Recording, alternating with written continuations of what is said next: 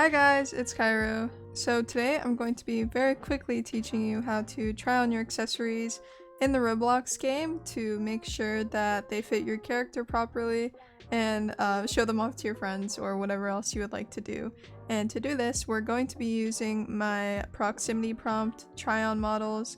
I'll put a link to them in the description, and you will also need the asset creator plugin, which I will also put in the description.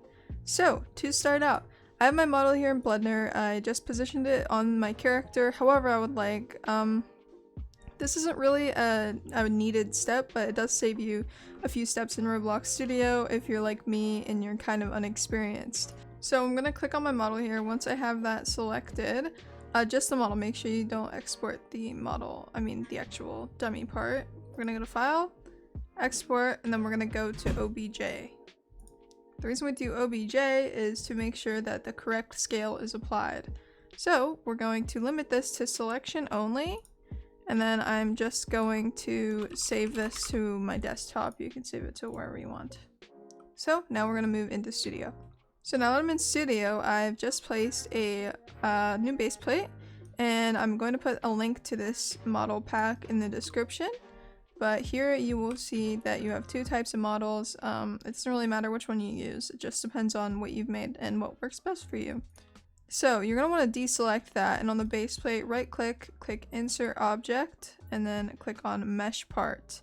If you don't see it, you can just search it up like this. And you're going to want to select that. This big menu should pop up. So you're going to want to click the little folder next to Mesh ID, and then type in the name of wherever your item is and locate that and click open. When it asks about location data, I usually click no, though it's not really detrimental. If you click yes, it'll kind of just move the model.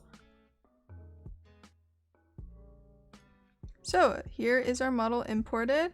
My model automatically imported with the texture on it, but if you have a problem where it does not do this, you can go to Texture ID and you can add a new image.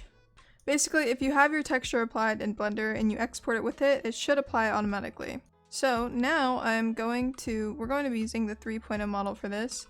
I'm going to position it however I'd like. So we'll just do it something kind of like that.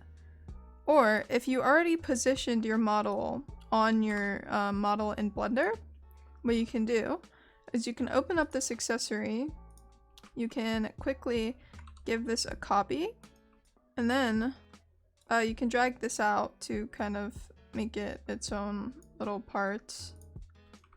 What you can do is you can copy the origin position, so we're just going to click on that, click copy, and then click on your mesh part and paste this origin position into this one. When you press enter, it should end up something like this, and then you can kind of just move it backwards and downwards, but it'll be perfectly centered on your model. So now that you have it positioned how you'd like, first things first, you're going to want to open up this model and delete the placeholder accessory that I've added. So now we're going to select our mesh part, go to plugins, and then click on asset creator, and this should bring up this window. So you're going to want to click accessory, and then click on the part that you want to become the accessory. So for us, that is our staff right here. And then click on the character that the part is aligned to. So it's this 3.0 character right here. So now there's a bunch of different attachments you can use. So for example, if you had a hat on the character's head, then you would click hat, but for us, we're going to click body back. So it kind of just depends on what you're making. And once that is done, you're going to want to click the classic intended character type, and then click next, and then click next again. And you'll see that something appears up here, but you can't really select it. You kind of have to find it over here in the Explorer. So what we're going to do is we're going to take this in the Explorer and drag it onto our model. And now you can select your mesh part here and delete that. And now your accessory will automatically be applied to your model, and it'll be 1. So now we're going to edit the script. So first you want to change the name of your mesh part accessory. So you're going to press F2 and then we're going to call it the tutorial. Once you've done that, you're going to want to open prox prompt script, just give it a double click. And then in line 3, you're going to want to change placeholder accessory to tutorial.